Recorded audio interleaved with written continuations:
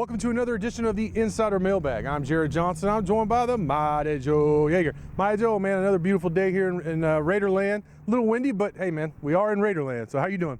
Doing good, man. The weather just keeps getting better and better all the time. Yeah. Temperature's creeping down a little bit. Got some rain chances coming in. So, wow. You know, all the farmers out there and everything, not to mention me, really looking forward to some of that. Hope it actually transpires.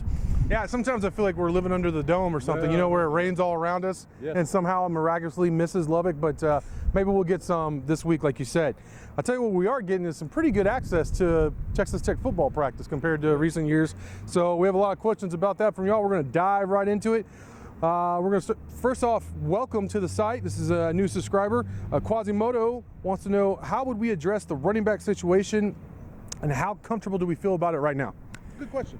Yeah, it is. It is. And honestly, I'm feeling a little bit better about it than I was just a week ago. And it's because of what I saw at practice from a freshman named Tajon Henry. I mean, now, listen, I'm talking about just a short amount of time in viewing him. That's got to be understood. So take it with a grain, perhaps. But from what I saw, I'm seeing a very, very quick, shifty guy. And a guy who looks comfortable with the ball in his hands and is nice catching the ball out of the backfield. I think this guy could be a weapon. I mean, I mean, this was in pads. They were hitting. And for him to be able to do this early on, and I'll tell you who he reminds me of just a little bit. Eric Stevens. Yes, that's a great comparison. Just a little bit smaller than Eric, but really looks an awful lot like him. And everybody remembers how good Eric Stevens was before the dirty Aggie blew up his knee. Yeah. So, anyway, that's because of that. You throw him in there with the other two guys that we're looking at as the big carriers, King and Ward, and that group might be all right. Yeah, I agree. And, you know, I mentioned this on the board. Normally when you and I, like, if we go to different practices and we come away impressed with the same guy, that's normally leads to, that guy's a good football player. I think the last time we did that was Justice Parker. That worked out pretty well for Red Raiders. I tell you what, this is how I see the situation right now as far as overall running back, Mighty Joe. I see it as good. It's solid. You have guys you know can play football. Trey King, he overperformed. You know, he definitely exceeded my expectations last year. And he actually showed some big threat. He had some big plays, some long runs last year. So he does give you that. But he's also a patient runner between the tackles. So you like him there. Danleon Ward, you know, I mean, he does have a few skins on the wall. He's hungry. Talked to him at Media Day. And, I mean, he definitely got humbled, obviously, by that redshirt season. I'm going to have a story about that. But it's good stuff from him, and he has looked faster since he's been back. I mean, he's older. He was a teenager before. Now he's, you know, like 20. So he should be faster, a little bigger, faster, stronger. So I like that 1-2 punch. And then I tell you what, man, DeMarcus Felton coming back at least brings back some experience depth. That's not a bad third running back to have, you know. And then you mentioned Tajon. I'm really impressed with him, and I've been impressed with Sir Roderick as well. And I know Kingsbury confirmed that to me, that they're good athletes, and as long as they stay, you know, on the right path, then both of those guys, you know, could contribute as early as this season. He says he's not sure how, but that he thinks they're going to have to put them on the field because they look that good. So that's pretty exciting there. Sure. All right, this is for you, Mighty Joe. This is from Panther Cat. He wants to know, is Tech going to use their last basketball scholarship this year? I think the odds are very good that they will not. Now, I mean, there's always the possibility that some, you know, high ability prospect could come down the pike and he wants to play at Tech and he's a good fit, then yeah, they would pull the trigger. But, you know, I'm not hearing anything, and the fact of the matter is time is beginning to dwindle down a little bit. We're getting pretty close to these guys reporting here and actually working out. And I mean, Texas Tech is in on a lot of high profile, serious talent for this next recruiting class. So you might want to just leave that scholarship open to spend on one of those really quality guys. And also, I mean, Coach Beard is not exactly somebody who's lacked in confidence ever. But, I mean, you could look at the way that Texas Tech and he recruited this last recruiting cycle. There's no longer any doubt that you can recruit serious basketball talent to Texas Tech. So he's proved that.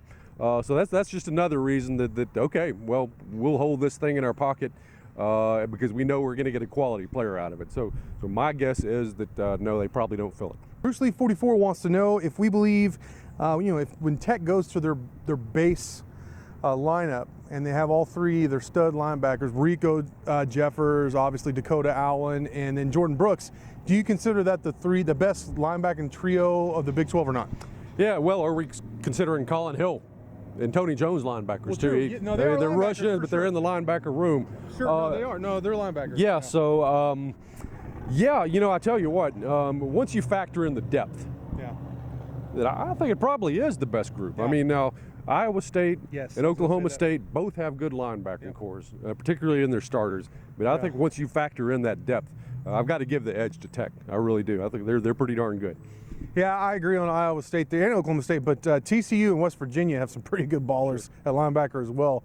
That Summers dude's a monster for Patterson. Patterson always fields good linebackers. I mean, that's what they pride themselves on. But like you said, the depth, this is crazy to say, but I mean, you have to put at least Tech up there. Is it the best? They definitely have the potential. I'm glad you brought up Colin Hill and Tony Jones because I think both of them are going to have really good years too. And they are definitely considered linebackers at this point. Tech Freak wants to know who on the team can play tight end, and is Tech even using tight ends? Well, yeah, they're going to use tight ends more than they have since I can remember. Since, before Mike Leach, I guess would be the best way to say. That's, one of the things Kevin Johns likes to do. I've asked him several times and he's talked about that, and it's kind of a known thing that Kevin Johns wants to incorporate tight ends. I saw it yesterday or earlier in the week at practice. So yes, it's Tyler Carr, Mason Reed, and then also definitely Dante Thompson. Sure. And Dante he's up to almost 240 pounds. He got on camp, he told me that on media day, and he looks it, and when he got to campus, he was 197. Juicebox wants to know from spring practices and then the first handful of fall camp practices, what's been the biggest improvement from this team so far, in your opinion? I think it's going to be the secondary. Yeah. I really do, and a lot of this is just kind of projection because you've got guys that should improve. We talked about Octavius Morgan in the past. That's the guy that we're expecting to make that JUCO jump. Yes. You've been blowing the horn for Vontae Dorsey. Yes. Another JUCO guy who could really just explode onto the scene this year. Yes. Then you got Justice Parker, who's now one full year into the system and playing at this level. You expect him to make a jump. Yep. And don't forget about DeMarcus Fields, who was a freshman last year. Yeah. Okay, so you got all these young players who really, or JUCO players, who should step up. And I'm beginning to really think that the secondary actually could be the strength of this team. Whoa. I don't know if I'd go that far, just because, and it may be, they'll be up there, but they're gonna give up some play, so it's gonna be hard defending that during the season when they go against Big 12 offenses. I do agree that they are better this year. Not only that, in addition to everything you mentioned, which I agree with, the guys who redshirted, the Adrian Fries, John Davis, that's almost, like a lot of times we talk about the newcomers, the true freshmen that come in, but really it's the guys who redshirt. Okay, they developed, they've been in nutrition, they've been in the strength program. Now they're really actually getting an influx of legitimate talent that's been developed some, and that's going to help. So they're depth-wise, talent-wise, size and skill set-wise, they're as good as they've been in the Kingsbury area. It's not even close. I do question top-end speed. There's only a couple guys that I think are legitimately fast, but they're pretty fast up front compared to most other Big 12 teams, so that kind of negates some of that. Joey82 wants us, this is a pretty interesting question to me, wants us to rank the following from most likely to least likely.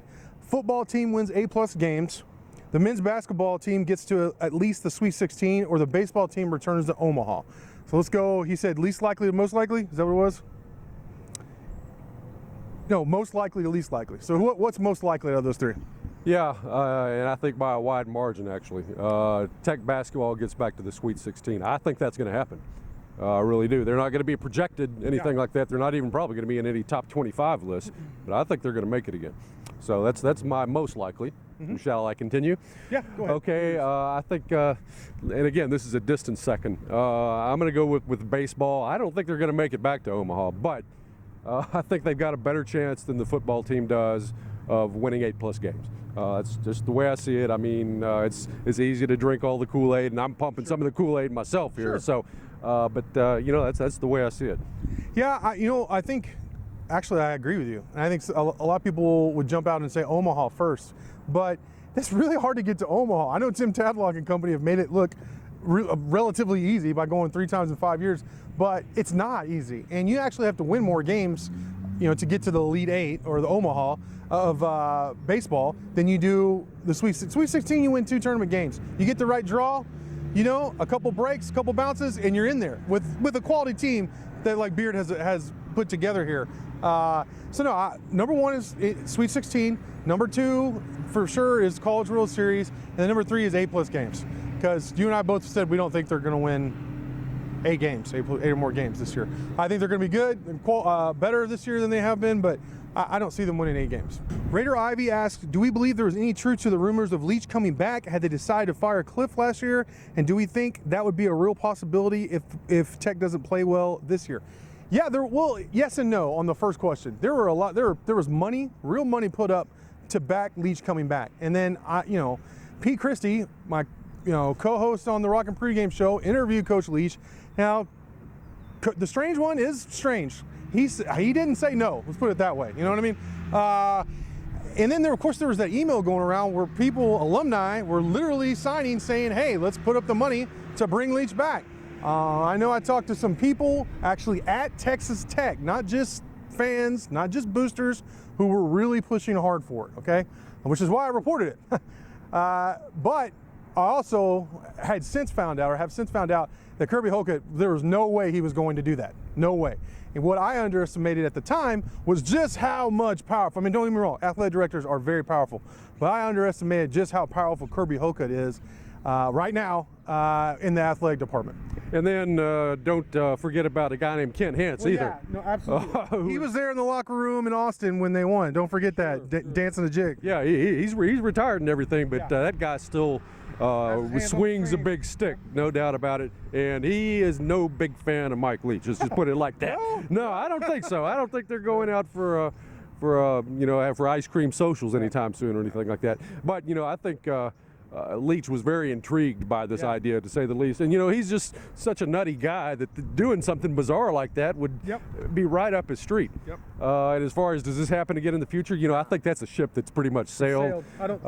As long as he signed a contract extension too. And as long as Hocutt's here, I don't think it happens. Basically, it's been made pretty clear to me that that's not going to happen. Yeah. The final question comes from Texan 40. He wants to know if there's any chatter about Preston Gordon, the grad transfer, defensive tackle from Rice who came in. And also if we've seen Keyshawn Carter in action, the true freshman speedster, one of the fastest guys in Texas for sure, if not on the planet, who won a gold medal in Austin in the UIL state track meet for running a 10.32 100, okay? That was timed on the track there. That's not, a coach with a stopwatch. That was timed on the track at state meet. But I have seen Keyshawn.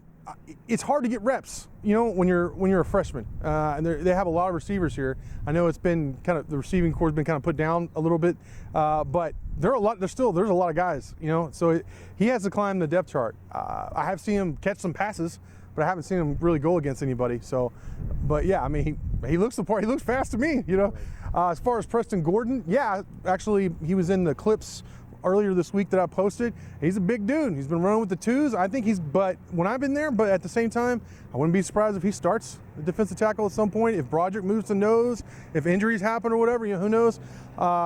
He's going to factor in the entire season as long as he's healthy. Gordon looks in shape. He's perfect for several positions there when they want to do like what Zach Tanner's been talking a lot about, the 4-eye technique. He's perfect at about 280 there in that nickel and dime 3-man fronts they like to do. So, Preston Gordon was a great pickup, and I think as long as he stays healthy, of course, I think he's going to be a very good player for you. Yeah, I mean, basically what you said, that all sounds like everything I've seen and heard. Well, hey, Mighty Joe, great stuff from you as always. Thank y'all for watching, and until next time.